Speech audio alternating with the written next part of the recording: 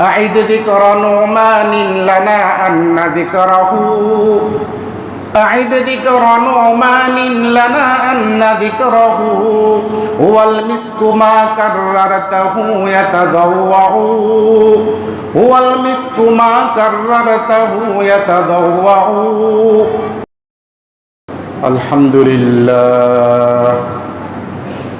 الحمد لله نحمده ونستعينه ونستغفره ونؤمن به ونتوكل عليه ونعوذ بالله من شرور أنفسنا ومن سيئات أعمالنا. من يهده الله فلا مضل له ومن يضلله فلا هادي له. ونشهد أن سيدنا وحبيبنا وحبيب ربنا وطبيب قلوبنا ومرشدنا ومولانا محمدا عبده ورسوله أرسله بالحق بشيرا ونذيرا وداعيا إلى الله بإذنه وسراجا منيرا.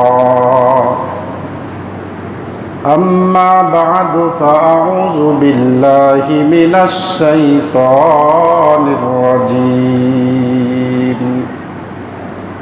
بسم الله الرحمن الرحيم. فلما بلغ معه السعي قال يا بني إني أرى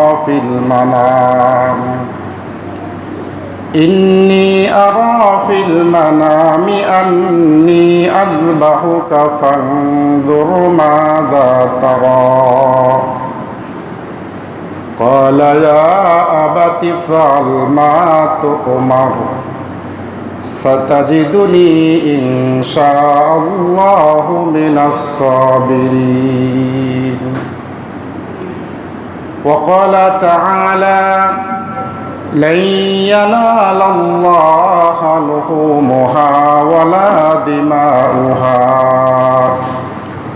ولكن يناله التقوى منكم. وقال رسول الله صلى الله عليه وسلم من وجد ساعة ولم يضحي فلا يقربن مصلانا. وفي رواية من وجد ساعة ولم يضحي فلا يحضر مصلانا أو كما قال عليه الصلاة والسلام. اللهم صل على محمد وعلى آل محمد كما صليت على إبراهيم وعلى آل إبراهيم إنك حميد مجيد. اللهم بارك على محمد وعلى آل محمد كما باركت على إبراهيم وعلى آل إبراهيم إنك حميد مجيد. الحمد لله. আল্লাহ তাবারক ওয়া তাআলার দরবারে অসংখ্য শুকর ও সুজুদ, যিনি আমাদেরকে হায়াতে বাঁচিয়ে রেখে দুনিয়াবী সকল কাজকর্ম থেকে বিরত রেখে জিলহজ মাসের প্রথম জুমায় আল্লাহ রাব্বুল আলামিনের মহান হুকুম জুমার নামাজ আদায় করার লক্ষ্যে তার পবিত্র ঘর মসজিদে আসার মতো তৌফিক দান করেছেন। এই জন্য তার শাহী দরবারে শুকরিয়া আদায় করি, বলি আলহামদুলিল্লাহ। আজকে জিলহজ মাসের 5 তারিখ। আগামী বুধবার হবে জিলহজের 10 তারিখ।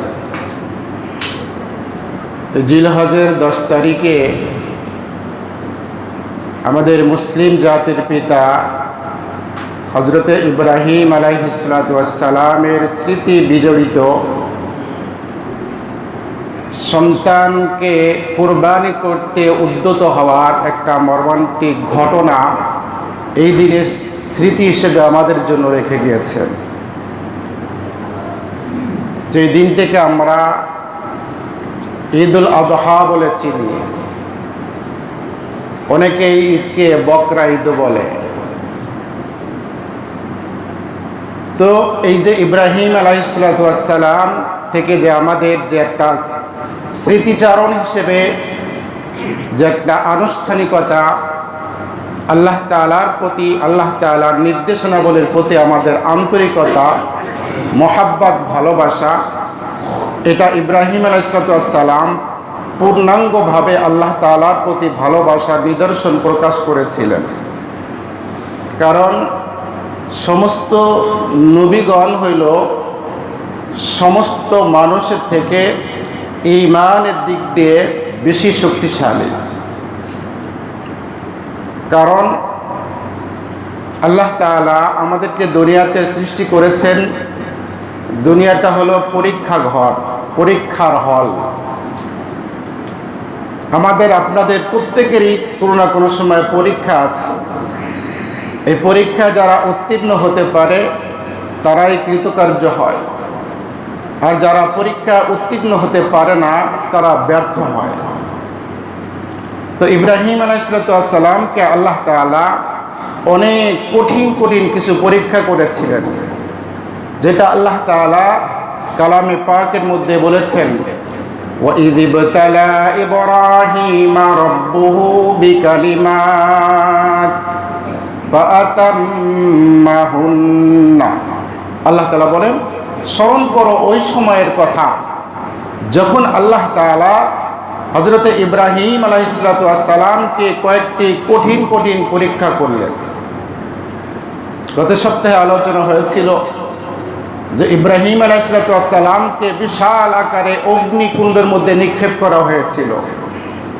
ওনাকে 2টি অপশন দেওয়া হয়েছিল যে আপনি যদি তাওহীদের কালিমা ত্যাগ করেন তাহলে আপনাকে কোনো শাস্তি দেওয়া হবে না, আর যদি তাওহীদের কালিমা কাজ বা এই মিশন নিয়ে আপনি চলতে থাকেন তাহলে আগুনের মধ্যে নিক্ষেপ করা হবে।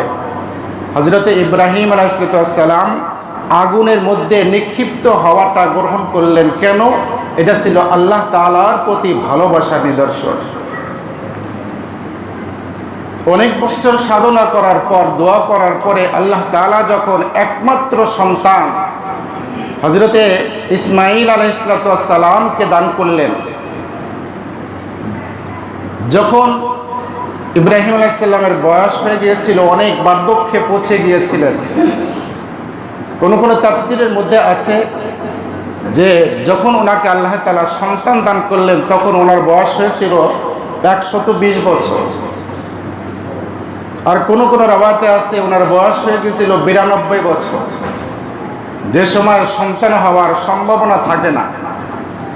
তারপরেও আল্লাহ তাআলার প্রতি অগাধ বিশ্বাস থাকার কারণে ইব্রাহিম আলাইহিসসালাম দোয়া চালিয়ে গিয়েছেন। আল্লাহ তাআলা শেষ বয়সে সন্তান দান করলেন, যার নাম হইল হযরত ইসমাঈল। ইনি হলেন ইব্রাহিম আলাইহিসসালামের সব বড় ছেলে, প্রথম সন্তান। তো এই সন্তান জন্মগ্রহণ করার পরেই আল্লাহ তাআলার আরেক কঠিন পরীক্ষা করলেন। এই শিশু সন্তান সহ এবং বিবি হাজেরা সহ আপনি ওই জঙ্গলে নির্বাসন দিয়ে দেন, যেখানে কোনো মানব দানব থাকে না, পশু পাখি থাকে না, বাজার ঘাট নেই, খাওয়া খাওয়ার কোনো ব্যবস্থা নেই, সেখানে রেখে যাওয়ার জন্য আল্লাহর পক্ষ থেকে নির্দেশ হলো। ইব্রাহিম আলাইহিস সালাম তাই করলেন।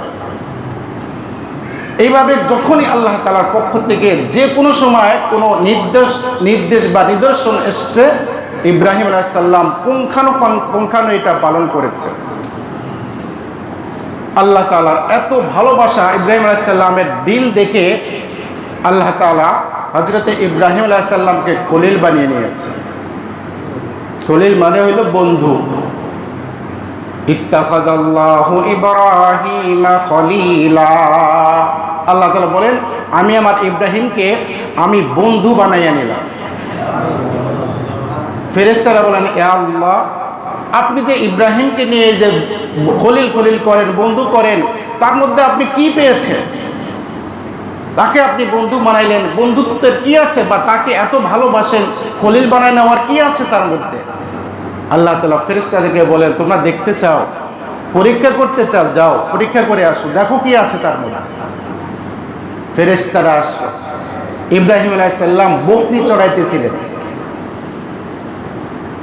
তো কিভাবে পরীক্ষা করবে আল্লাহ তাআলার পক্ষ থেকে, কাছ থেকে শিখে আসছে ফেরেশতারা।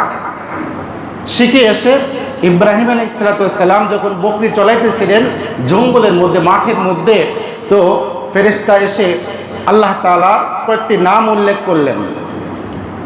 সুবহানাদিল মুলকি ওয়াল মালাকুত, সুবহানাদিল ইজ্জাতি ওয়াল জাবারুত, সুবহানা মালিকিল হাইয়্যিল্লাযী লা ইয়ানামু ওয়া লা ইয়ামুত, সুবহুন কুদ্দুসুর রাব্বুনা ওয়া রাব্বুল মালাইকাতি ওয়ার রূহ।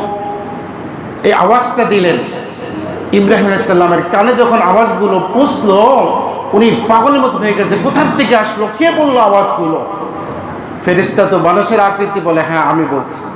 মাশাআল্লাহ, এত সুন্দর কথা বললে, ভাই আরেকবার শোনাও না, আরেকবার শোনাও, আরেকবার শোনাও। আগন্তুক বলতেছে যে এটা তো মাংনা শোনানো যাবে না, হাদিয়া লাগবে, হাদিয়া, হাদিয়া ছাড়া শোনানো যাবে না। আচ্ছা ঠিক আছে, হাদিয়া দিব। কি হাদিয়া দিবা? এই যে আমার বুককে দেখতেছো, অর্ধেক তোমাকে দিয়ে দিব। অর্ধেক দিয়ে দিস। তারপরে আরেকবার বলো। অর্ধেক মানে এটা কি ছিল? 20-30টা ছিল পাল, এক পাল, শত শত বকরি। এখান থেকে অর্ধেক দিয়ে দিছে এই শব্দগুলো শোনার জন্য। তো ঠিক আছে, আরেকবার শোনাইছে, মন ভরে নেই, যতই শুনে ততই শুনতে মনে চায়। কবি এটা বলেছেন, আইদ যিকরা নুমানিন লানা আন্না যিকরাহু, আইদ যিকরা নুমানিন লানা আন্না যিকরাহু, ওয়াল মিসকু মা কাররাতাহু ইয়াতাদাওয়াউ, ওয়াল মিসকু মা কাররাতাহু ইয়াতাদাওয়াউ। আল্লাহ নামের মধ্যে এত মজা, এত চমৎকার আকর্ষণ যে যতবার বলা হয়, জপ হয়, ততবার আরো শুনতে মনে চায় আর বলতে মনে চায়। এই জন্য ইব্রাহিম সালাম বললেন যে আবার বলো। বলে মাংনা না, দিতে হবে কিন্তু হাদিয়া। হ্যাঁ দিব। আরেকবার শুনিয়েছে, আর বাকি অর্ধেক এরকম দান করে দিচ্ছে। কিন্তু শোনার মজা এখনো শেষ হয়নি। বাবা আরেকবার শোনা, বলে আরেকবার শোনাবো, আপনার কাছে তো হাদিয়া নেই। হাদিয়া চাওয়া হচ্ছে। হাদিয়ার কথা শুনলে এখন আমাদের সমাজে অনেকের অনেকভাবে নেয়। ফতোয়া এমনভাবে দেওয়া হয়, মাশাআল্লাহ, সন্তানকে বাংলা পড়ানোর জন্য, ইংরেজি পড়ানোর জন্য 5-7-10 হাজার টাকা দিতে পারে, কিন্তু ওই সন্তানকে কোরআন শিক্ষা দেওয়ার জন্য 1000 টাকা দিতে হবে। ওই সময় ফতোয়া চলে আসে, তো হুজুর কোরআন শিক্ষা দিয়ে তো টাকা নেওয়া জায়েজ নয়। আছে না এরকম ফতোয়া? কি বলেন? সন্তানকে কোরআন শিক্ষা দিতে হলে টাকা দেওয়া জায়েজ নেই, ফতোয়া।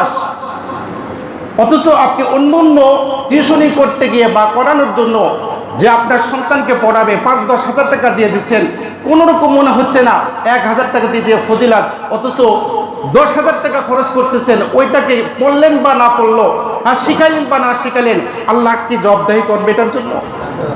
কিন্তু সন্তানকে কোরআন যদি শিক্ষা না দেন, এর জন্য কিন্তু ভালো করে সাইজ করবে আল্লাহ তাআলা।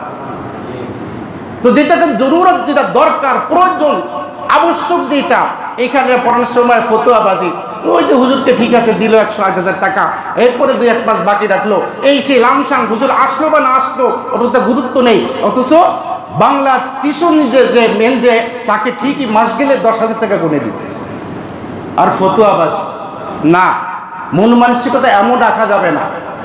সন্তানকে কোরআন শিক্ষা করার জন্য আপনি বাংলা শিক্ষার টিচার যিনি আছেন তাকে যেরকম সন্তুষ্ট করতে চান, আরবি পড়ানেওয়ালা যিনি, তাকেও কিন্তু এইভাবে মূল্যায়ন করা। এতে করে কোরআনের প্রতি ভালোবাসা এটা বুঝে আসবে, আপনার সন্তান ভালো করে শিখতে পারবে। মন মানসিকতা আমাদের পরিবর্তন করার দরকার, কারণ সন্তানকে কোরআন শিক্ষা না দেওয়ার কারণে আর সমাজে যত ধরনের বিপদ আপদ দেখেন, যত ধরনের অশান্তি দেখেন। সন্তান বাবাকে দেখতে পারে না, সন্তান বাবার উপর ছুরি ধরে, সন্তান বাবার উপর পিস্তল ধরে, বাবা সন্তানকে মারধর করে, সন্তান বাবাকে ঠকায়, বাবা সন্তানকে ঠকায়। অশান্তি কিসের কারণে? এই কোরআন শিক্ষার চর্চা না থাকার কারণে। এগুলো যদি চলে আসবে সমাজের মধ্যে, সমাজে শান্তি এমনভাবে চলে আসবে আমরা টেরও পাবো না। আবার বলেন না হুজুর টিউশনি কথা বলতেছেন, আপনি মনে হয় পড়ান, কিন্তু আমি কিন্তু টিউশনি করাই না। বাস্তব কথা যেটা, অনেক সময় আমাদের কাছে আছে এই সমস্ত কথাগুলো, দুঃখ লাগে। কোরআন শিখানোর ব্যাপারে এত ফতোয়া, এত মাসলা আসবে কেন? অন্য সময় তো কোনো মাসলা আসে না। যখন একটু দিতে যাবেন ইসলামী শিক্ষার জন্য, তখনই ফতোয়া আসবে, মাসলা আসবে না। মন মানসিকতা পরিবর্তন করার দরকার। আল্লাহ তাআলা তৌফিক দান করুন। যাই হোক, ইব্রাহিম আলাইহিস সালাম তো আবার শোনান, বলে আপনার হাদিয়া দেওয়ার মতো যা ছিল সব তো শেষ হয়ে গেছে, এখন আর কি শোনাবো, কি হাদিয়া দিবেন? ইব্রাহিম আলাইহিস সালাম বলে, ভাই হাদিয়া শেষ হয়ে গেছে, আপনি তো এগুলোর মালিক হইলেন, এইগুলো চলানোর জন্য তো রাখাল রাখবে। আর একবার শোনান, আমি আপনার কাছে এই বকরির রাখাল হিসাবে থাকবো। এইবার আগন্তুক বলতেছে, থাক আর লাগবে না, আমি এগুলো তো নিতে আসিনি, আমি আসছিলাম পরীক্ষা নেওয়ার জন্য। আল্লাহ তাআলা বলেছেন, আল্লাহ তাআলা আপনাকে বন্ধু হিসেবে গ্রহণ করেছেন। কেন? এই পরীক্ষা নিতে আসছিলাম, পরীক্ষা পাশ করেছেন, পরিপূর্ণ সফল হয়েছে না।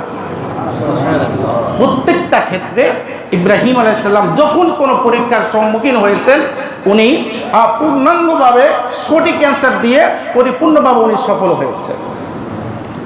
এই সমস্ত পরীক্ষার মধ্যে অন্যতম যে পরীক্ষাটা ছিল, সেটা হলো নিজ হাতে সন্তানের গলায় ছুরি চালিয়ে জবে করা।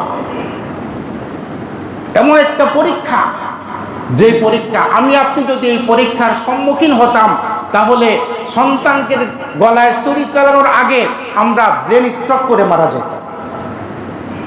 কিন্তু ইব্রাহিম আলাইহিস সালাম উনি পরীক্ষা উত্তীর্ণ হয়েছেন। এত সাধনা, এত দোয়ার ফলে যে সন্তান দান করেছেন, ওই সন্তানকে জবেহ করার জন্য আল্লাহর পক্ষ থেকে নির্দেশ আসলো। আল্লাহ তাআলা এই ঘটনাগুলো সুন্দরভাবে কোরআনে কারীমের মধ্যে তুলে দিয়েছে। ফালাম্মা বালাগা মাহু সায়া ক্বালা ইয়া বুনাইয়া ইন্নী আরা ফিল মানাম। যখন এই সন্তান একটু চলাফেরা করতে শুরু করলো, কোরআনে কারীমের মধ্যে ইসমাঈলের বয়স কত হয়েছিল এটা উল্লেখ নাই, তাফসীরের মধ্যে উল্লেখ আছে। কোন তাফসীরের মধ্যে আছে, সন্তান যখন ইসমাঈল আলাইহিস সালামের বয়স যখন 6 বছর হয়, তখন আল্লাহ তাআলা নির্দেশ হলো কুরবানি করার জন্য। কোন রাবাতের মধ্যে 14 বছরের কথা আছে, কোন রাবাতের মধ্যে কম বেশিও আছে। প্রসিদ্ধ মত হলো কোরআনে কারীমের যেটা আসছে সেটা হলো ফালাম্মা বালাগা মাহু সায়া। সায়া মানে হলো মোটামুটি চলাফেরা করতে পারে, হাঁটা চলা দৌড়াদৌড়ি করতে পারে। এই বয়স যখন হলো, আল্লাহ তাআলার পক্ষ থেকে নির্দেশ আসলো যে আপনি আপনার সবচেয়ে প্রিয় বস্তুকে আমি আল্লাহর সন্তুষ্টির জন্য কুরবানি করো। ইব্রাহিম আলাইহিস সালাম স্বপ্নে দেখে সকালবেলা 100 উট আল্লাহর রাস্তায় কুরবানি করলেন। ওই দিন গেল, রাত্রে আবার স্বপ্নে দেখে আপনার প্রিয় বস্তু কবুল করে আমার জন্য কুরবানি করেন। ইব্রাহিম আলাইহিস সালাম আরো 100 উট কুরবানি করলেন। তৃতীয় দিন স্বপ্নে দেখানো হলো, বোঝানো হলো আপনার কাছে কি এই উটের চাইতে প্রিয় বস্তু আর কিছু নেই? ইব্রাহিম আলাইহিস সালাম বুঝতে পারলেন যে আমার কাছে আমার সন্তান ইসমাইলের চাইতে প্রিয় আর তো কিছু নেই। সকালে ঘুম থেকে উঠে বিবি হাজেরা আলাইহিস সালামকে বললেন, আল্লাহর পক্ষ থেকে নির্দেশ হয়েছে এই ব্যাপার। এবার হাজেরা আলাইহিস সালাম বলেন, আল্লাহর পক্ষ যদি নির্দেশ হয় তাহলে তো অবশ্যই এটা পালন করতে হবে। উনি সন্তানকে সাজিয়ে দিলেন। মা সন্তানকে সাজিয়ে দিয়ে কপালে চুম্বন করলেন, আর শেষ বিদায় দেওয়ার জন্য স্বামীর হাতে তুলে দিলেন। ইব্রাহিম আলাইহিস সালাম সন্তানকে নিয়ে মিনার ময়দানে রওনা দিচ্ছেন। পথের মধ্যে চিন্তা করলেন বাবাজানকেও জানাইয়া দিই, যেহেতু তার সাথে ঘটনা। ইসমাঈল আলাইহিস সালামকে লক্ষ্য করে বললেন, ইয়া বুনাইয়া ইন্নী আরা ফিল মানাম আন্নী আযবাহুকা ফানজুর মাযা তারা। বাবা, আমি স্বপ্নে দেখেছি যে তোমাকে আমি আল্লাহর জন্য কুরবানি করতেছি। ফানজুর মাযা তারা, এই বিষয়ে তোমার খেয়াল কি, তুমি চিন্তা ভাবনা করে বলো। সন্তান ইসমাঈল আলাইহিস সালাম 6 বছর বয়স। উনি তো বলতে পারতেন যে আমাকে জবেহ করার জন্য আপনি আল্লাহর পক্ষ থেকে আদিষ্ট হয়েছেন, জবেহ করেন, এই শব্দ ব্যবহার করেননি, বরং কি ব্যবহার করেছেন, ইয়া আবাতি ফাআল মা তুমার। বাবা, শুধু জবেহ কেন, ইফআল, আপনি করেন। জবেহ কেন শুধু, আপনার মালিকের পক্ষ থেকে, আমার মালিকের পক্ষ থেকে যা যা নির্দেশ আসে আপনি সেইগুলোই করেন। ইফআল মা তুমার, কোরআন শরীফের কত সুন্দর ভাষা। ইফআল মা তুমার, মালিকের পক্ষ থেকে যা আপনি আদিষ্টিত হবেন এটাই করেন, শুধু জবে না, যা ইচ্ছা তাই করতে পারবেন। কেন? যেহেতু মালিকের পক্ষ থেকে এটা। তার মানে শেষ সন্তান ইসমাঈল আলাইহিস সালাম প্রস্তুত। পরীক্ষা কাকে বলে দেখেন, মা যখন বললেন কোনো দ্বিধা নেই, সন্তানকে সাজিয়ে দিয়ে বিদায় দিয়ে দিলেন। বাবা তো 100-র মধ্যে 100 প্রস্তুত, সন্তানও প্রস্তুত হয়ে গেছে, মিনার ময়দানে রওনা দিচ্ছে। পথের মধ্যে জামরায়ে আকাবা ওখানে যখন পৌঁছলো, শয়তান প্রথম হাজেরাকে ধোঁকা দিতে বললেন যে সন্তানকে কুরবানি দিবে, আপনি কি জানেন না? বলে আরে বাবা, সন্তানকে কিভাবে জবেহ দেয়? বলে হ্যাঁ দিবে, এটা আল্লাহ বলেছে। এটা হাজেরা আলাইহিস সালাম বলেন যদি আল্লাহ বলে থাকে তাহলে অবশ্যই এটা করতে হবে। শয়তান হাজেরা আলাইহিস সালামের কাছে কোনো চান্স পেলেন না, চলে আসবে সেখানে, প্লেস পেল না। এবার ইব্রাহিম আলাইহিস সালামকে ধোঁকা দিচ্ছে, ইসমাঈল আলাইহিস সালামকে ধোঁকা দিচ্ছে, তা সেখানে কোনো প্লেস পেল না। এবার ইব্রাহিম আলাইহিস সালামকে ধোঁকা দেওয়ার জন্য বন্ধুরূপে ধোঁকা দেওয়ার পরে যখন পারল না, এবার জামরায়ে আকাবা যেখানে আছে ওইখানে যাওয়ার পরে বিশাল আকৃতি নিয়ে ইব্রাহিম আলাইহিস সালামকে আটকাইল। ইব্রাহিম আলাইহিস সালাম সাথে সাথে তাকবীর বললেন, আল্লাহু আকবার, আল্লাহু আকবার। এটা বলার পরে 7টি কঙ্কর নিয়ে নিক্ষেপ করলো, শয়তান দুরবিত হয়ে গেল। আবার যখন জামরায়ে উসতা সেখানে পৌঁছলো, আবার আবদ্ধ করলো, আটকাইলো, যাতে সন্তানকে নিয়ে ইব্রাহিম না যেতে পারে। সেখানে আবার কঙ্কর নিক্ষেপ করলেন। আবার জামরায়ে উকাবা উলিয়া যেখানে পৌঁছলেন সেখানে আবার আটকাইলো, আবার 7টি কঙ্কর দিয়ে নিক্ষেপ করলেন। এইভাবে 3 জায়গায় আটকাইছিল। ইব্রাহিম আলাইহিস সালাম কঙ্কর দিয়ে সেখানে কি করলো, শয়তানকে ভাগিয়েছিল। এই স্মৃতির জন্য আল্লাহ তাআলা বিধান করে দিয়েছেন, যারা হজ করে পাথর নিক্ষেপ করে না, কি বলে, কয় জায়গায়?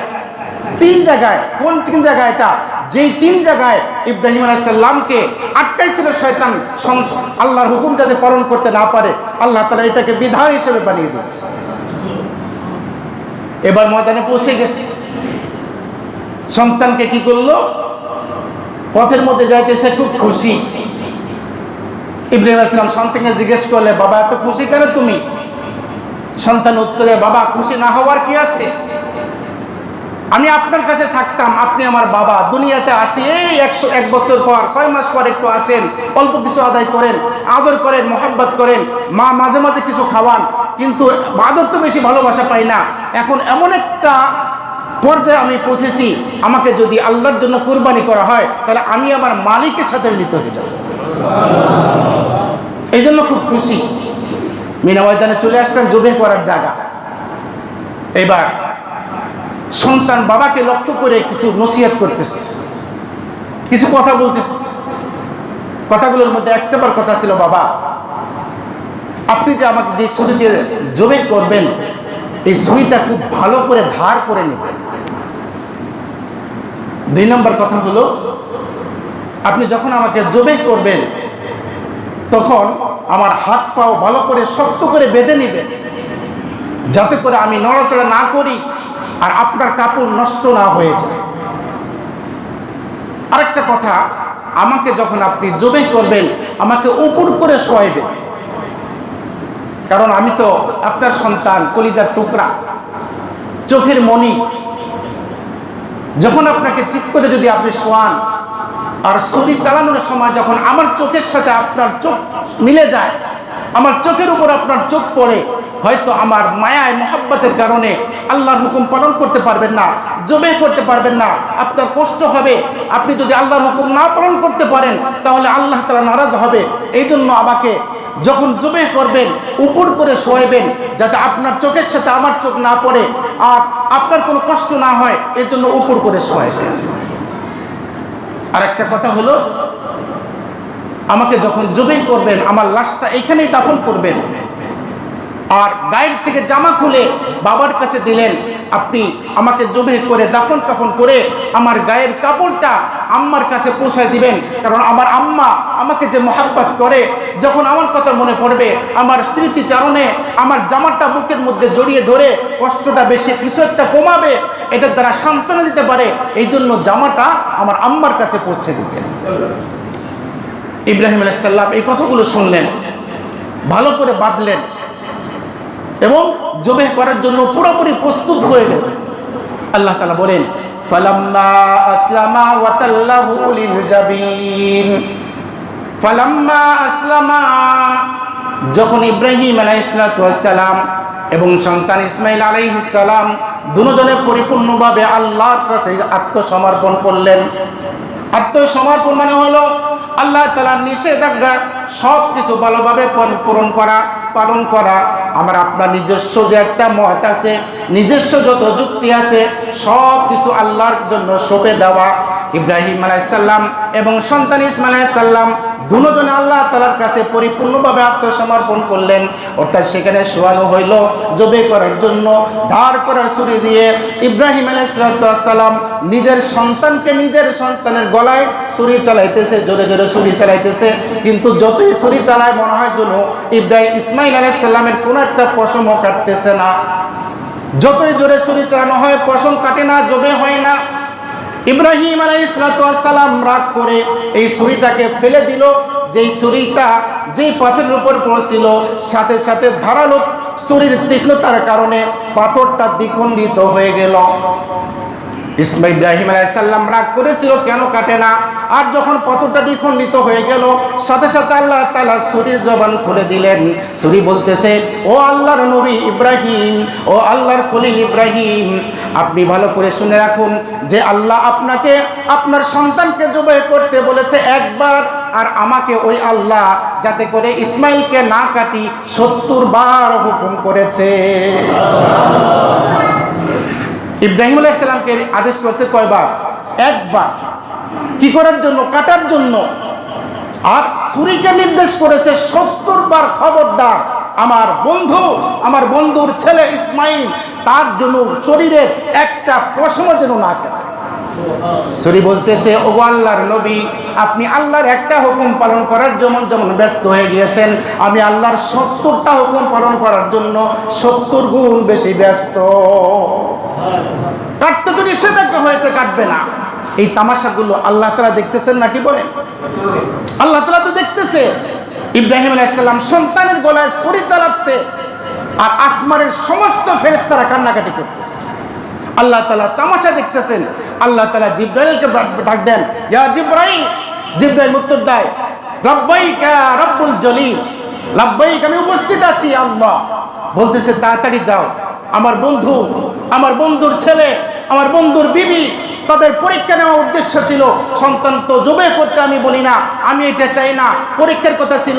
আমার সকলে আমার আদেশগুলো পুঙ্খানুপুঙ্খানু পালন করেছে। জান্নাত থেকে যাও, দুম্বা নিয়ে আমার বন্ধুর ছুরির নিচে দুম্বা দিয়ে দাও। তখন হযরতে ইব্রাহিম আলাইহিস সালাম আবার ছুরি চালানো আরম্ভ করলেন, ছুরিতে কাটে না।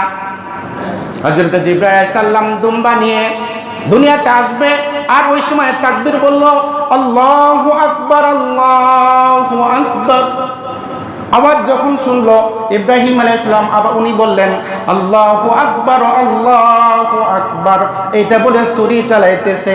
ছুরি চালাইতে চালাইতে একসময় দেখে কি জরু কেটে গেল। এরপরে ছুরি উঠানোর পরে লক্ষ্য করে জিবরাইল আলাইহিস সালাম ইসমাইলকে হাতে করে নিয়ে দাঁড়িয়ে আছে, আর ছুরির নিচে জবে হয়ে গেছে আল্লাহর পক্ষ থেকে দুম্বা। যখন দুম্বা জবে হয়ে গেল তখন ইব্রাহিম আলাইহিস সালাম আবার তাকবীর বললেন আল্লাহু আকবার, লা ইলাহা ইল্লাল্লাহু আল্লাহু আকবার ওয়ালিল্লাহিল হামদ। এই তাকবীরটা আল্লাহর কাছে এত বেশি প্রিয় হয়ে গেল, আল্লাহ তাআলা এটা ওয়াজিব করে দিয়েছে। কবে ওয়াজিব? 9 জিলহজ ফজর থেকে নিয়ে আরম্ভ হবে, 12 জিলহজ আসর পর্যন্ত গিয়ে আসরে পরে এই তাকবীরটা শেষ হবে। মোট 5 দিনে 23 ওয়াক্ত নামাজ। কয় ওয়াক্ত নামাজ? 23 ওয়াক্ত নামাজে আল্লাহ তাআলা এই তাকবীরটা এত পছন্দনীয় হয়েছে যে আল্লাহ তাআলা এটা বিধান করে দিয়েছে যে এই 23 ওয়াক্ত নামাজের প্রত্যেক ফরজ নামাজের পরে এই তাকবীর উচ্চ স্বরে সকলে পড়বে। আল্লাহু আকবার, আল্লাহু আকবার, লা ইলাহা ইল্লাল্লাহু আল্লাহু আকবার, আল্লাহু আকবার ওয়ালিল্লাহিল হামদ। প্রত্যেকে পুরুষ হোক নারী হোক প্রত্যেকের জন্য ফরজ নামাজের পরে এই তাকবীর একবার পড়া ওয়াজিব।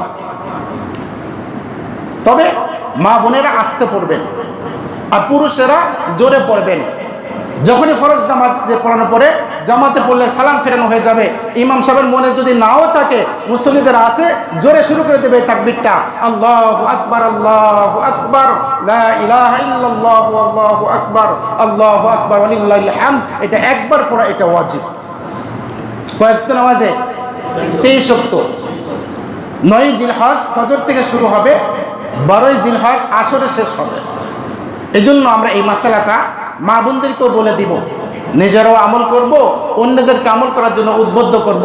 ইনশাআল্লাহ পারবো তো? তো আল্লাহ তাআলা ইব্রাহিম আলাইহিস সালামের পরীক্ষা করেছিলেন। ইব্রাহিম আলাইহিস সালাম পরিপূর্ণভাবে পরীক্ষায় কি করেছেন? পাশ করেছেন। উনি প্রমাণ করে দিলেন যে আল্লাহ তুমি আমার কাছে যা চাও আমি সব কিছু করতে রাজি আছি, যেহেতু আপনার নির্দেশ। তো আল্লাহ তাআলা এই তামাশা দেখতেছেন। আর ওখান থেকে আল্লাহ তাআলা বলেন কি কদ সাদ্দাকাতার রুয়া ওয়া নাদাইনাহু আইয়া ইব্রাহিম কদ সাদ্দাকাতার রুয়া ইন্না কাযালিকা নাজজিল মুহসিনিন। ও আমার বন্ধু, আপনি আপনার স্বপ্নকে বাস্তবায়িত করেছেন। আমি যে হুকুম করেছিলাম বাস্তবায়িত করেছেন। আপনার সন্তানকে জবেহ করা, কুরবানি করা, হত্যা করা এটা আমার উদ্দেশ্য ছিল না। উদ্দেশ্য ছিল সন্তানকে জবেহ করবেন, এটা আমার পরীক্ষা ছিল। আপনি পরীক্ষায় পরিপূর্ণভাবে পাশ করেছেন। ইন্না কাযালিকা নাজজিল মুহসিনিন। নিশ্চয় যারা নেককার আছে তাকে আল্লাহ আমি আল্লাহ এইভাবেই তাদেরকে প্রতিদান দান করি, এইভাবেই দিই। আল্লাহ তাআলা ইব্রাহিম আলাইহিস সালামের মাধ্যমে আমাদের জন্য ওই যে এই কুরবানির প্রচলনটা এক করে দুনিয়ার শুরু আদম আলাইহিস সালামের সময় থেকে এটা ছিল, কিন্তু এটা বাস্তব রূপ ধারণ করেছে কখন থেকে? হযরত ইব্রাহিম আলাইহিস সালামের জামানা থেকে। সন্তানকে কুরবানি করার ঘটনা থেকে আমাদের জন্য এই স্মৃতিটা আমাদের জন্য আবশ্যক হয়েছে। এই জন্য যাদের উপর কুরবানি করা ওয়াজিব তাদের প্রত্যেকের জন্য এটা হলো আবশ্যক। কুরবানি যদি কেউ করে, সন্তান কুরবানি করে যে সওয়াব হয়, আল্লাহ তাআলা পশু কুরবানির মাধ্যমে মালের কুরবানি করলে আল্লাহ তাআলা সন্তান কুরবানির সওয়াব দান করেন। আমাদের জন্য তো সন্তান কুরবানি দেওয়ার কোনো হুকুম নেই। ইব্রাহিম আলাইহিস সালামের জন্য হুকুম হয়েছিল, কারণ যার ঈমান যত বেশি হয় তার পরীক্ষাও তত কঠিন হয়। কারণ হলো অনেক ছাত্রর যে পরীক্ষা হয়, পরীক্ষাটা সহজ হয় না, কি বলেন? কিন্তু যারা বিশেষ পরীক্ষা দেয় এই পরীক্ষাটা কঠিন না। কারণ কি? তার যোগ্যতা বেশি। যারা বিশেষ পরীক্ষা তাদের যোগ্যতা বেশি, তার কারণে পরীক্ষাও কঠিন। আর ছোট শিশু অনেক পরে তার যোগ্যতা কম, এই জন্য তার পরীক্ষাও সহজ। আম্বিয়াদের ঈমান তো অনেক বেশি ছিল, যার কারণে কঠিন কঠিন পরীক্ষার সম্মুখীন হয়েছে। আপনি তো দুর্বল, এই জন্য আমাদেরকে পরীক্ষাও সহজ। তারপরেও যদি ইব্রাহিম আলাইহিস সালামের স্মৃতি রক্ষা করতে আমরা পশু জবাই করলে আল্লাহ তাআলা সন্তান কুরবানি করার সওয়াব দান করবেন। কত সওয়াব আছে! আল্লাহ নবীর সাহাবারা জিজ্ঞাসা করলেন, ওয়ালু মাহিয়াল আদাহি ইয়া রাসূলুল্লাহ, ও নবীজি এই যে কুরবানি টুরবানি এগুলো কি বিষয়? আল্লাহ নবী বলেন, সুন্নাতু আবিকুম ইব্রাহিম আলাইহিস সালাতু ওয়াস সালাম, এটা হলো তোমাদের পিতা ইব্রাহিম আলাইহিস সালামের আদর্শ। হামালানা ফিহা ইয়া রাসূলুল্লাহ, ওগো নবীজি এটা করলে আমাদের পাবো কি আমাদের উপকারিতা কি? আল্লাহ নবী বলেন, বিকুল্লি শারাতিন হাসানা, যদি কুরবানি করে এই পশুর প্রত্যেকটা পশমের বিনিময়ে 10টা করে নেকি পাওয়া যায়। সুবহানাল্লাহ, বিকুল্লি শারাতিন হাসানা আসছে হাদিসের মধ্যে, এই আয়াতের মধ্যে প্রত্যেকটা পশমের বিনিময়ে একটা নেকি পাওয়া যাবে। অন্য হাদিসের মধ্যে এই হাসানার ব্যাখ্যা করা আছে। নবীজি বলেন, ওয়াল হাসানাতু বিআশরি আমসালিহা, আর প্রত্যেক নেকিতে দেওয়া হবে প্রত্যেকটা নেকি কমপক্ষে আল্লাহ তাআলা 10 গুণ বাড়াইয়া দেয়। তাহলে একটা পশুর গায়ে আপনি একটা খাসিও যদি কুরবানি দেন, কত কোটি কোটি পশম তাকে গুণে শেষ করা যাবে। তো অল্প মাল যদি আপনি ত্যাগ করেন, মালের দ্বারা কুরবানি করেন, এত কোটি কোটি নেকি আল্লাহ তাআলা দান করবেন। এই জন্য যাদের উপর ফরজ হয়েছে এই কুরবানি আমরা করব। আল্লাহর পক্ষ থেকে এটা আদেশ নির্দেশ। অল্প মাল যদি ত্যাগ করি আল্লাহ তাআলা এটার বিনিময়ে অনেক সওয়াব দান করবেন। অনেকে মনে করে কুরবানি করলে তো অনেক চলে যাবে, সম্পদ চলে যাবে। আরে ভাই, আল্লাহর হুকুম যদি পালন করা হয়, তার যত সম্পদ আছে সমস্ত সম্পদ আল্লাহ তাআলা রক্ষা করেন। ভারতে একটা মাদ্রাসা আছে, সাহারানপুর মাজাহিরুল উলুম মাদ্রাসা। ওই মাদ্রাসার একজন ক্যাশিয়ার ছিলেন, মাশাআল্লাহ খুব আমানতদার, যেমন মুত্তাকি তাকওয়াওয়ালা এবং আমানতদার। উনার কাছে, উনি মাদ্রাসার ক্যাশিয়ার, মাদ্রাসার টাকা পয়সা ওনার বাড়িতে থাকতো। উনি একটা সিন্ধুকের মধ্যে ওই টাকা জমা রাখতেন। তো একদিন রাত্রের বেলা ঘুমিয়ে আসেন, দেখে সিন্ধুকের তালা মনে হয় কে যেন খুলতেছে, খটখট করে আওয়াজ হয়। তো আওয়াজ হওয়ার পরে উনি ঘুম ভেঙে গেল। উনি দেখেন যে 2-3 জন চোরে এটা তালাটা ভাঙার চেষ্টা করতেছে। উনি সজাগ হয়ে বললেন, ভাই इसमें तो मेरा पैसा भी है, औरों का पैसा भी है, मदरसा की पैसा भी है, अगर तुम और तुमके आबाओ भी उसको कोशिश करे तो तोड़ नहीं सकेगा। बोले এটার মধ্যে আমার টাকাও আছে, অন্যদের আমানতের টাকাও আছে, মাদ্রাসার টাকাও আছে। বলে আমি मैं जाकात अदा किया करता हूँ, আমি এই সমস্ত সম্পদের জাকাত আদায় করি। তোমরা কেন তোমাদের বাপ দাদারকেও যদি এটা তালা ভাঙার চেষ্টা করো, এটা কখনো ভাঙতে পারবে না। এইগুলো বলে উনি আবার ঘুমায় গেছে। চিন্তা করছেন ঈমান কাকে বলে? চোর তালা ভাঙতেছে টাকা চুরি করার জন্য, উনি এই কথাগুলো বলে আবার ঘুমায় গেছে নিশ্চিত। আবার তাহাজ্জুদের সময় ওনার ঘুম ভাঙছে, দেখেছে মাশাআল্লাহ চেষ্টাই করতেছে চোরেও বা কত সাহস, মালিক সজাগ হয়ে গেছে তারপরও ভাগে না। কারণ যারা সহজ সোজা মানুষ কিছু বলবে না, আল্লাহওয়ালা লোক তো এই চেষ্টা করতেছে। আবার বললেন, भाई इसमें तो मेरा पैसा भी है, औरों का पैसा भी है, मदरसा का पैसा भी है, और मैं उनकी आज़ाद ज़कात अदा किया करता हूँ। अगर तुम आबाओं को भी उनको कोशिश करे तो तोड़ नहीं सकेगा। আমার পয়সা আছে, মাদ্রাসার পয়সা আছে, অন্যদের পয়সাও আছে, আর আমি কিন্তু এই মালের জাকাত আদায় করি। অতএব তোমরা যদি তোমাদের পূর্বপুরুষদের নিয়ে চেষ্টা করো, এটা ভাঙতে পারবা না। হ্যাঁ, এটা তোমাদের ইচ্ছা। উনি তাহাজ্জুদ পড়তেছেন, তাহাজ্জুদ পড়ে আবার ফজরের নামাজ পড়তে গেছে। ফজরের নামাজ পড়ে এসে দেখে তালা খুলতে পারেনি, চোর বাইরে চলে গেছে। কেন? এটা আল্লাহর হুকুম ছিল জাকাত আদায় করা, যার কারণে ওনার পরিপূর্ণভাবে শক্তি আছে। যেহেতু মালের হক আদায় করা হয়, আল্লাহর হুকুম পালন করা হয়, অতএব আল্লাহ তাআলা সম্পদের রক্ষণাবেক্ষণের দায়িত্ব নিয়ে নেন। আমি আপনি সম্পদ যদি আল্লাহর রাস্তায় ব্যয় করি, জাকাত আদায় করি, আল্লাহর হুকুম কুরবানি করি, তাহলে আমার আপনার সম্পদ আল্লাহ তাআলাই রক্ষা করবে। এই জন্য মালকে মহব্বত করে আল্লাহ তাআলার হুকুম যেন না ছাড়ি। যার যতটুকু সামর্থ্য আছে এইভাবে সম্পদ মাল খরচ করে আমরা কুরবানি করব। আল্লাহ তাআলার হুকুম কিন্তু এইটাই। একজনের 1.5 লক্ষ 2 লক্ষ 1 লক্ষ টাকা খরচ করে কুরবানি দেওয়ার সামর্থ্য আছে, উনি যদি 10,000 টাকার কুরবানি দেন, তাহলে কুরবানির হক আদায় হবে? কি বলেন? আল্লাহ তাআলা চেয়েছিলেন কি? ইব্রাহিম আলাইহিস সালাম কি দিলেন? 100তে 100 করে 2 বার দিলেন। এরপর নিজের সন্তানকে কুরবানি দিলেন। উনি তো সামান্য কিছু দিতে পারতেন। আর এইভাবে যদি দেওয়া হয়, কুরবানি কিন্তু কবুল হয় না। কুরবানি দিতে হয় আল্লাহ তাআলাকে সন্তুষ্ট করার জন্য। প্রত্যেককে সামর্থ্য অনুযায়ী দান করবেন। এটা হলো কুরবানির রূহ বা আত্মা। যদি এইভাবে না দেন, কৃপণতা করেন, মন থেকে না দেন। আর কুরবানি করতে হবে মন থেকে, একমাত্র উদ্দেশ্য কি করা? আল্লাহ তাআলাকে সন্তুষ্ট করা। এখানে কোনো নিজস্ব ক্ষমতা বা নিজের গোশত খাওয়ার লোভ বা মানুষের সুনাম কুড়ানো, প্রশংসা কুড়ানো, নাম শোহরত হওয়া, আমাকে এই করেছে সেই করেছে, এইরকমভাবে যদি নিয়ত করা হয় তাহলে কিন্তু এটা সওয়াব পাওয়া যাবে না।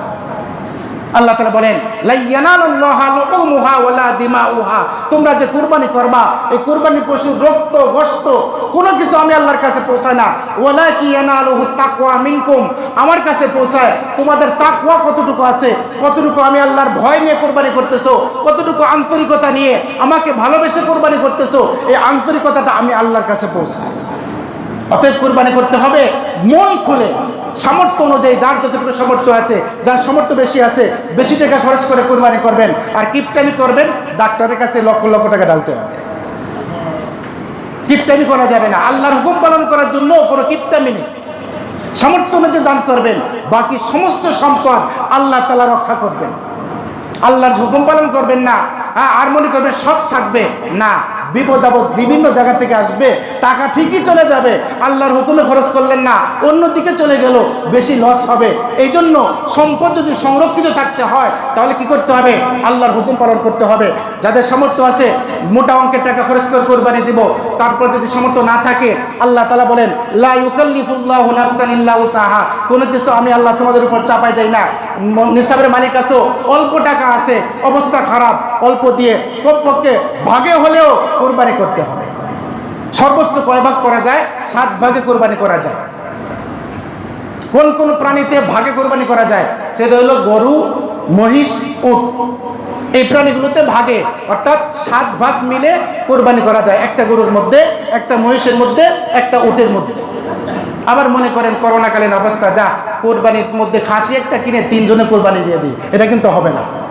খাসি, দুম্বা, ভেড়া, বেড়ি, ফাটা বকরি যেগুলো আছে এটার মধ্যে কোনো শরিক নেই, একজনেই দিতে হবে।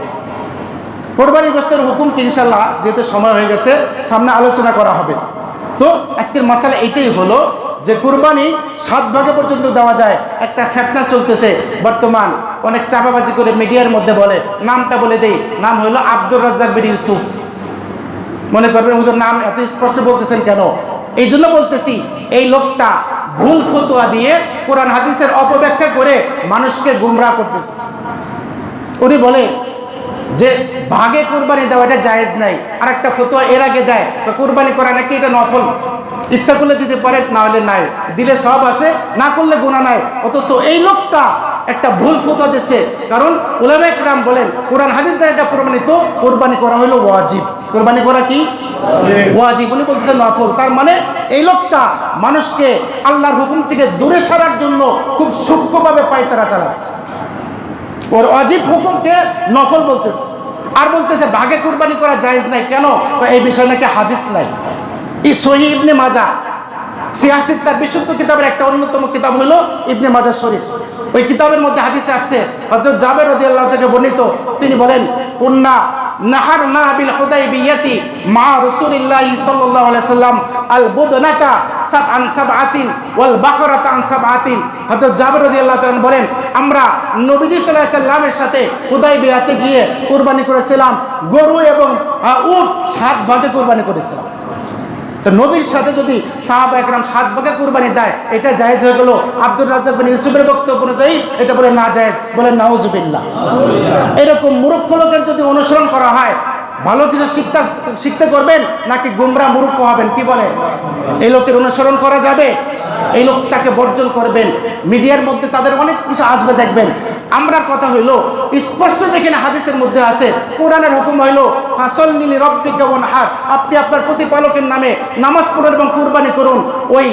ওই লোকটা, ওকে কি বলবো, আমার ভাষা আসতেছে না, যাই হোক, এই লোকটার কোন অনুসরণ না যদি করেন তাহলে কি হতে হবে? আল্লাহর হুকুম থেকে দূরে যাইতে হবে, গুমরা হইতে হবে। ওই লোকটাকে আমাদের মতো একজন সামান্য একজন ছোট্ট একজন লোক ফোন দিছে, এটা আবার ভাইরাল হয়ে গেছে মাশাআল্লাহ।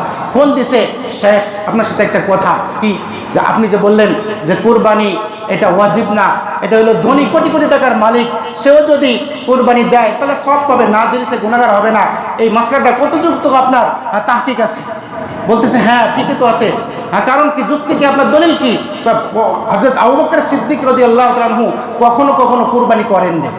আচ্ছা, আবু বকর সিদ্দিক কখনো কোনো কুরবানি করেন নেই, এইটা বলার দ্বারা কুরবানি যে ওয়াজিব না এটা প্রমাণ করে। কারণ কুরবানি ওয়াজিব হয় কখন? যখন নিসাবের মাল থাকে। আবু বকর সিদ্দিক রাদিয়াল্লাহু তাআলা তো এমন হয়েছে যে আল্লাহর রাস্তায় ব্যয় করতে করতে ওনার ঘরের হাঁড়ি পাতিল পর্যন্ত আল্লাহ তাআলা রাস্তায় দিয়ে দিয়েছে। ওনার পরনে কোনো কাপড় ছিল না, এই চট সালার চট কেটে তিনি পোশাক পরেছেন, পাঞ্জাবি বানিয়েছেন, পায়জামা বানিয়েছেন, পাগড়ি পরেছেন, সালার চট দিয়ে উনি রিক্তহস্ত হয়ে গিয়েছিলেন, সম্পদ ছিল না। তো ওই সময় যদি না করেন তাহলে কুরবানি ওয়াজিব হবে না, এটা বোঝায় কোনোদিন? এটা কোনো যুক্তি হলো? এই জন্য এই সমস্ত আমি কি বলবো, মূর্খ ছাড়া আর কিছু বলা যাবে না। কোরআন হাদিসের কোনো জ্ঞান তো নেই, এবং কোরআনে কারীম শুদ্ধ করে পড়া এটা কিন্তু ফরজ। কিরাত যদি শুদ্ধ না হয় নামাজ হবে? এই লোকটার আমি কিছু কিছু শব্দ শুনেছি, কোরআন শরীফও ভুল পড়ে। এই লোকটার অনুসরণ করলে গুমরা হওয়া ছাড়া আর কিছুই না। আল্লাহ তাআলা এই লোকটা থেকে আমাদেরকে হেফাজত করুন, বলেন আমিন। আরেকটা মাসালা হলো চামড়ার মাসালা। কোরবানি যখন করব, কোরবানি করতে হবে কিভাবে? 7 ভাগে যদি দিই, তাহলে যদি ভিন্ন ভিন্ন লোক হয় তাহলে কোরবানির পশু গোস্তটা ভালো করে কাটার পরে পুঙ্খানুপুঙ্খানুভাবে কি করতে হবে? এটাকে ভাগিদারকে মেপে মেপে এটা বোঝাইয়া দিতে হবে। এমন যেন না হয় যে বাস কাছের লোক, পাড়া প্রতিবেশী, ভালো মহাব্বত আছে, আনুমানিক কি করলাম, বন্টন করে দিয়ে দিলাম, না, তাহলে কিন্তু কোরবানি সই হবে না। কোনো 19-20 জন না হবে, পুঙ্খানুপুঙ্খানুভাবে মেপে মেপে কি করতে হবে? প্রত্যেক ভাগিদারকে বুঝাইয়া দিতে হবে। এরপরে কোরবানির গোস্তের হুকুম কি? 3 ভাগ করে 1 ভাগ কি করে? এগুলো মুস্তাহাব, উত্তম হলো এটা যে কি করবে, 3 ভাগ করে 1 ভাগ নিজে খাবে, পরিবারকে খাওয়াবে, আর 1 ভাগ আত্মীয় স্বজন বন্ধু বান্ধব সার্কেল যারা আছে এদেরকে, আর 1 ভাগ ফকির মিসকিনকে। মেন উদ্দেশ্য কিন্তু কোরবানি কি করা? ফকির মিসকিনকে দেওয়া। তো অতএব আমি 1-1.5 লাখ টাকা দিয়ে একটা গরু ক্রয় করে আমি কি করলাম? ফকির মিসকিনকে না দিয়ে আমি শুধু রানটাকে এক জামাইয়ের বাসায় পাঠাইলাম, আর এক রানকে আর এক বিয়ে বাড়ি পাঠাইলাম, বাকি যা আছে ফ্রিজে ঢুকাইলাম, একটু দিয়ে দিলাম। এটা কিন্তু কোরবানির নূর হবে কোনো? এটা গোস্ত খাওয়াই হবে। গোস্ত আপনি খাবেন, গোস্ত খাওয়ার জন্য আল্লাহ হুকুম করেছে, বাকি উদ্দেশ্য থাকবে কি? আল্লাহ তাআলাকে সন্তুষ্ট করা। এমনকি খাওয়া মানে কি, যদি কেউ সমর্থ নেই, গরিব, একটা ছাগল খাসি জবাই করলেন, কোরবানি দিলেন, কেন? আল্লাহ তাআলার সন্তুষ্টির উদ্দেশ্যে। তো একটা দিছেন, অথচ আপনার পরিবারের মধ্যে অনেক লোক, আপনি যদি একাও খেয়ে ফেলেন তারপরে আল্লাহ তাআলা আপনার কোরবানি কবুল করবেন। আল্লাহ তাআলা এত সুযোগ দিয়েছে, গোস্ত খাওয়ার তো সুযোগ দিছে যেহেতু, এজন্য আমরা পুরো সুযোগ যদি কবুল না করাই, যাদেরকে দেনেওয়ালা, যাদেরকে দিব, প্রাপ্য যারা আছে, গরিব অনেকে আছে বছরকে বছর তারা একমাত্র কুরবানির সময় একটু গরুর গোস্ত খাইতে পারে, বাকি সময় গরুর গোস্ত চোখে দেখে না, টাকা দিয়ে করে কিনে খাবে, এরকম কোনো সামর্থ্য নেই, আছে না এরকম লোক? কি বলেন? তাদেরকে অবশ্যই আমরা শরীক করব, তাদেরকে দিয়ে তারপরে আমরা খাবো ইনশাল্লাহ। আল্লাহ তাআলা আমাদেরকে তৌফিক দান করুন। চামড়ার মাসলাটা না বলে দিলে নয়। চামড়ার হুকুম হইল, চামড়া যদি কেউ নিজে ব্যবহার করে তাহলে কি করবে? এই যে কথা বলতেছেন কেন, এই যে অনেকে কানাঘোষা করতেছে, এটা কিন্তু বেয়াদবি, এটা কথা সবাই। এটা কেমন কথা? এটা চামড়ার হুকুম হইল, চামড়া যদি নিজে ব্যবহার করে এটা তার জন্য জায়েজ। প্রক্রিয়াজাত করে, দাবাগাত করে নিজে কেউ জুতা বানাইলো বা কাপড়, অন্য কিছু পোশাক বানায়, অনেকে জ্যাকেট বানায়, যে কোনোভাবে যদি ব্যবহার করে তার জন্য শরীয়তে জায়েজ বলেছে। অথবা নিজের কোনো আপনজন বন্ধু বান্ধবকে হাদিয়া দিয়ে দিল, কি করবে? সে হাদিয়া নিয়ে এটা সে ব্যবহার করবে, এটাও জায়েজ। বাকি যদি বিক্রি করতে হয় তাহলে অবশ্যই এই পয়সাটা গরিব মিসকিন যারা আছে তাদের মধ্যে দিতে হবে, কুরবানি দাতা নিজে এটা ভোগ করতে পারবে না। এমনকি মাসালা লেখছে কিতাবের মধ্যে, যেই টাকাটা চামড়া বিক্রি করার পরে যে টাকাটা হাতে পাওয়া যাবে এই টাকাটাই দিতে হবে। এমন নয় যে টাকাটা আমি ভাঙলাম পরে এটা এই পরিমাণ টাকা দিয়ে দিলাম, এটাও কিন্তু এটা ঠিক লাগেনি মাসলার মধ্যে, উচিত না। যেই টাকাটা আমি পাইলাম হুবহু এই টাকাই দিয়ে দেওয়া, এটা হলো মাসালা। তো এই যদি বিক্রি করা হয় তাহলে গরিব মিসকিন যারা আছে তাদেরকে দেওয়া যাবে। অথবা কোনো মাদ্রাসা, যে সমস্ত মাদ্রাসায় লিল্লাহ বোর্ডিং আছে, এই মাদ্রাসায় টাকা দেন অথবা চামড়া দিয়ে দেন, এতে কিন্তু তাদের বেশি ফায়দা হবে। অনেক সময় দেখা যায় কি, চামড়া যদি একত্রিত করে একসাথে বিক্রি করা যায় তাহলে অনেক সময় কী হয় যায়, বেশি টাকা পাওয়া যায়। এর দ্বারা কোরবানির হক বা কোরবানির পশুর যে চামড়াটা পরিপূর্ণভাবে আমরা কাজে লাগালাম। এই জন্য এটা যদি আমরা বিক্রি করি তাহলে আমরা কী করবো, টাকা পয়সাটা গরিব মিসকিন যারা আছে বা মাদ্রাসায় দিব। আর সবচেয়ে ভালো হয় চামড়াটা যদি আপনি একবারে মাদ্রাসায় দিয়ে দেন, যে কোনো মাদ্রাসা আপনার পরিচিত হোক, এই মাদ্রাসা দিয়ে দিতে পারবেন। যে কোনো জায়গাতে হোক, যেহেতু যে জায়গা কোরআন হাদিসের শিক্ষা করা হয় এই কোরআন হাদিসের শিক্ষা করা প্রতিষ্ঠানে যদি আপনার একটা সম্পদ যায় হাসরের ময়দানে, এটা আপনার জন্য নাজাতের জরিয়া হয়ে যেতে পারে। এজন্য গরিবদেরকেও দিতে পারি, মাদ্রাসা দিতে পারি। আপনারা জানেন সবসময় বলে থাকি আমি যে আমি মাদ্রাসা আছি, আমি যে মাদ্রাসা সংশ্লিষ্ট আছি ওই মাদ্রাসায় আপনারা প্রত্যেক বছর দেন জাকাতের টাকা, ফেতরার টাকা, এরপরে মান্যতের টাকা, কোরবানির চামড়ার টাকা, কোরবানির পশুর চামড়াও দেন। এই বছরে একই আবদার থাকবে ইনশাল্লাহ, আপনাদের কোরবানিকৃত পশুর চামড়া বা তার মূল্য অন্য জায়গায় যেরকম দিবেন আমার মাদ্রাসায় আপনারা অংশগ্রহণ করবেন। মুয়াজ্জিন সাহেব থাকবেন ইনশাল্লাহ, উনি যারা থাকবে এদের সাথে ইনশাল্লাহ শরীক হবেন, দেওয়ার চেষ্টা করবেন। আল্লাহ তাআলা আমাদের সকলকে তৌফিক দান করুক। আরও অনেক যে মাসালাগুলো আছে ইনশাল্লাহ পরবর্তীতে আলোচনা করা হবে। যদি কারোর কোনো কিছুতে এরকম জানার দরকার থাকে তাহলে জেনে নেবেন, সঠিকভাবে যাতে আমরা আপনার কোরবানি দিতে পারি। আল্লাহ তাআলা সকলকে তৌফিক দান করুন। আমিন। ওয়া আখিরু দাওয়ানা আনিল হামদুলিল্লাহি রাব্বিল আলামিন।